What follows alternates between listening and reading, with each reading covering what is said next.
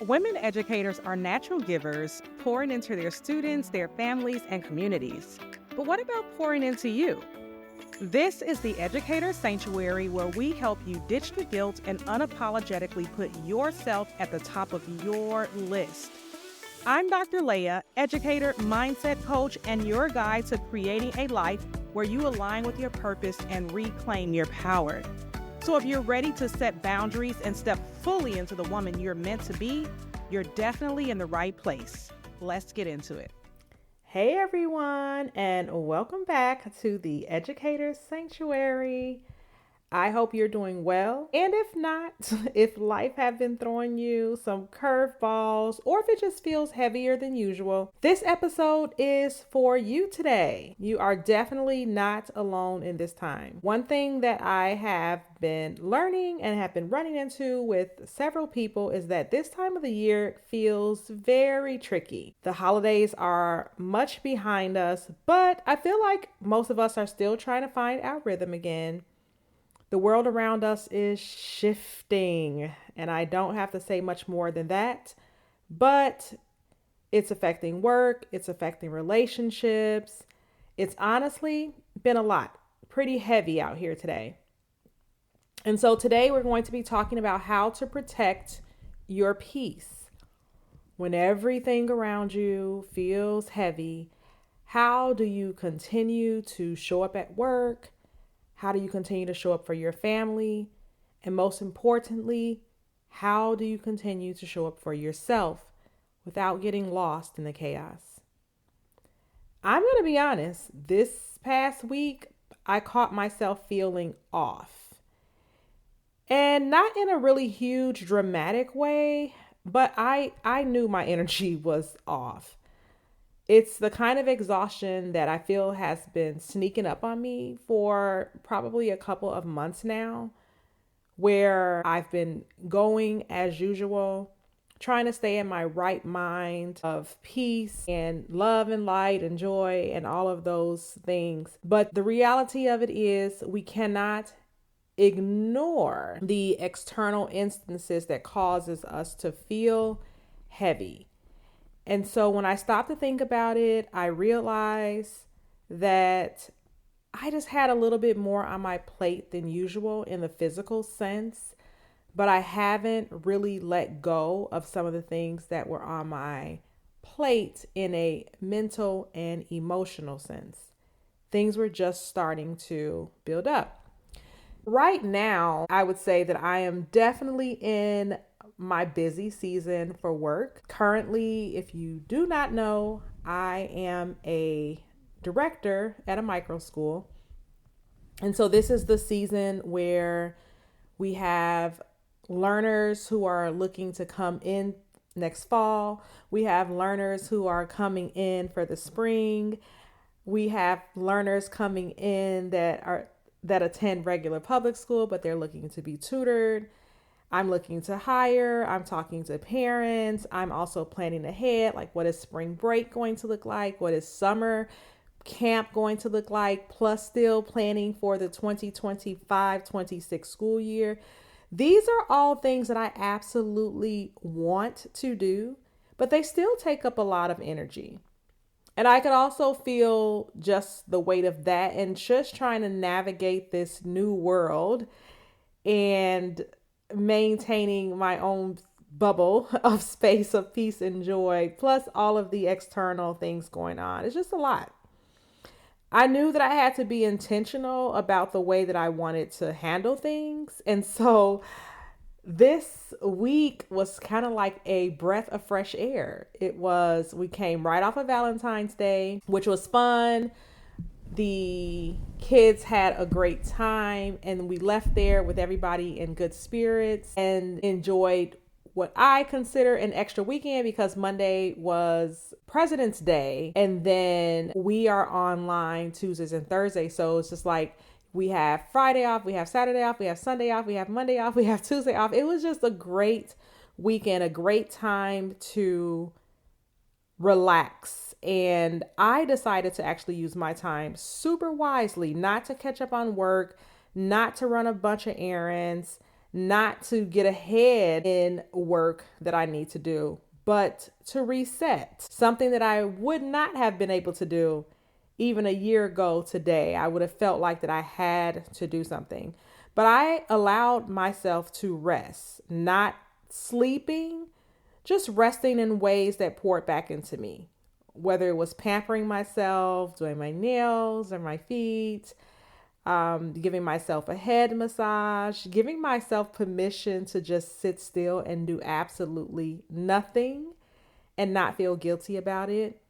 I was able to get some journaling done, get my thoughts out, sit and meditate on my vision board, listening to affirmations, visiting my chiropractor, taking care of my body, stretching, literally all of the things. And before I move on, by the way, if you love affirmations and meditations, I actually create them to align with the different seasons and emotions, holidays, this podcast. So, since we just came off Valentine's Day, I have a higher self-love affirmation melody right there on YouTube. In the past weeks, I've made a self-love, confidence, peace, lucky girl affirmations. So if you need something calming, relaxing, reassuring, I'm pretty sure there's something there for you. And even right after this podcast, since we're talking about protecting your peace, I did create one that's specifically for protecting your peace. And a lot of the newer pieces are affirmation melodies. So they're compilations and they are really good. I would totally encourage you to go and listen to those right after this episode. But getting back to this and just talking about why this season feels so heavy, I don't think it's just one thing. I think that we're at a point where we're still adjusting after the holidays, and that fresh start energy of the new year, it's definitely starting to wear off. This is something that I used to see played out in the gym as well. Like, you have that fresh start, new year, new me, and everyone's in the gym in January. But by the time it gets to March, that gym kind of starts fading off for a lot of people. And so I think that we're just in that time space element of the new year's wearing off, but we still have to power on some way, somehow. And maybe some of that personal motivation is kind of leaving. The world around us is shifting, no doubt. This has been the longest year ever, and it's just February. So there's just a lot out there, a lot to take in. If you're on social media, if you're consuming news, if you're talking with friends, I think one of the good ways is just to kind of limit that as well. But the world is shifting around us, and it's affecting different people in different ways that we might not even realize. There's also just the season itself. And many of us, winter can feel draining. I have no complaints with the weather where I am, but I know that across the world, it's just draining to, wake up and there's no sun, or it's cold, or it's raining. That can make you also feel stuck in a loop. So we have many things like this that's building up. It can start to feel like we're just carrying extra weight. And we are. Even if nothing has technically changed in our daily routine, we can still feel those minute shifts, and little things build up over time in both ways, negatively and positively.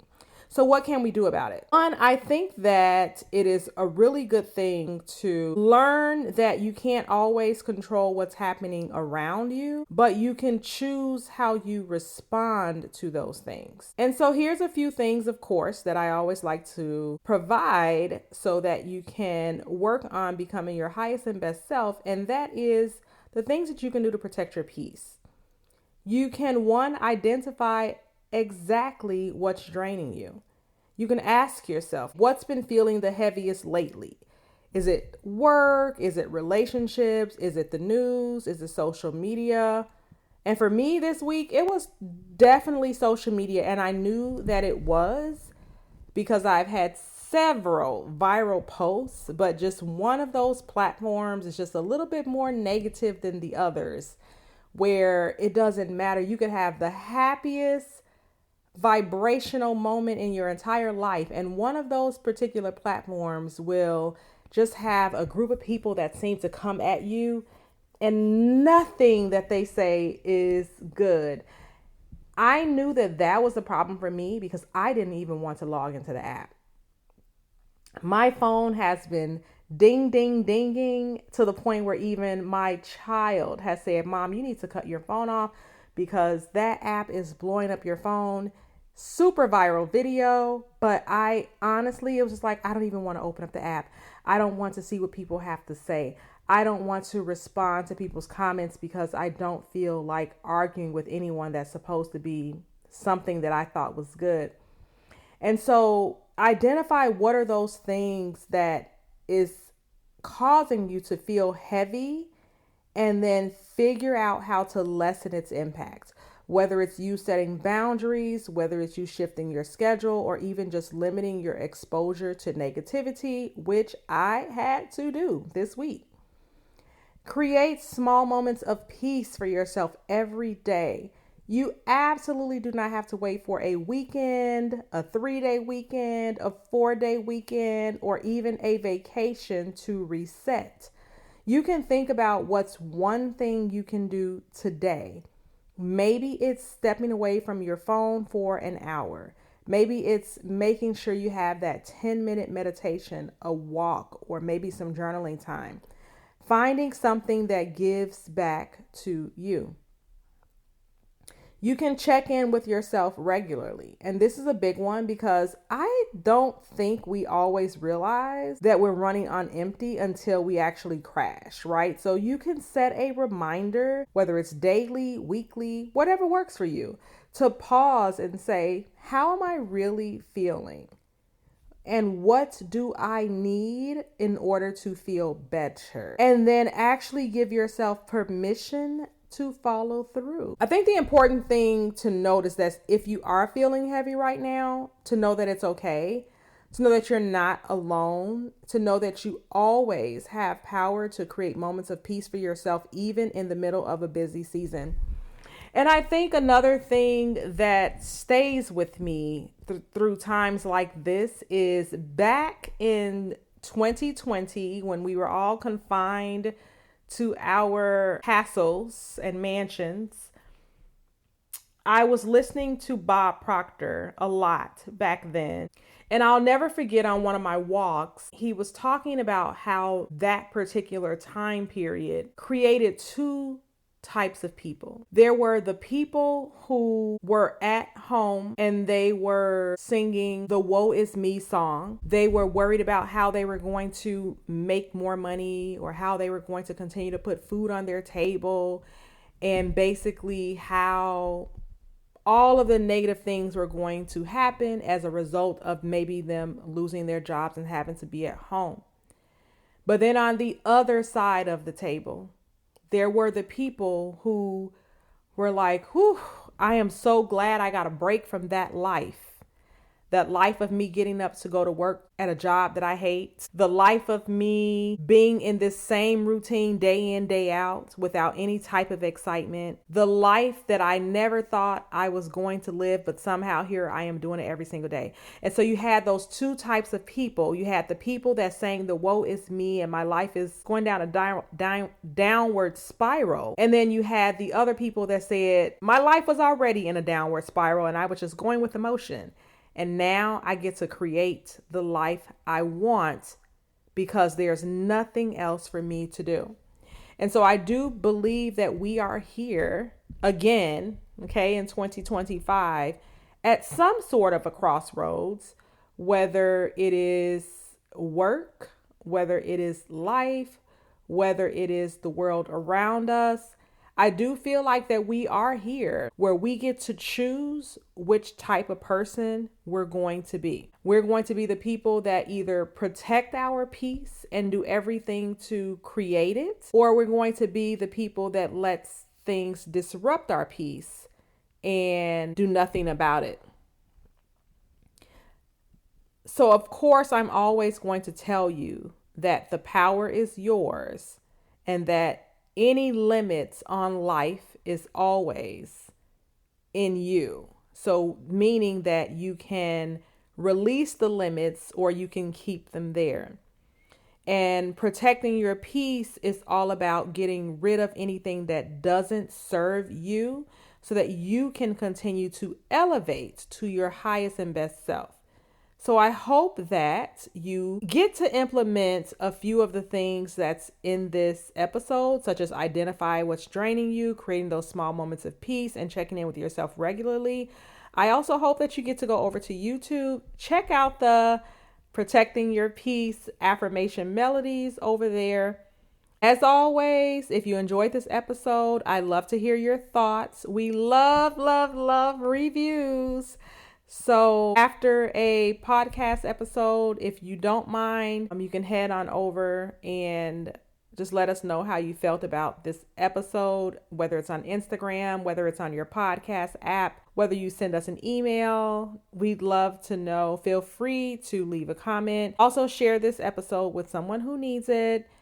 Take care, and I will see you in the next episode. Love you. Bye. Thank you for joining me in the Educator Sanctuary, where we create a space for women educators to reclaim their power and prioritize themselves unapologetically. If you love what you've heard, please do not forget to subscribe, leave a review, and share this podcast with other amazing women who need to hear this message. Until next time, remember, you are capable, you are powerful, and you are absolutely worthy. You've got this. Talk soon.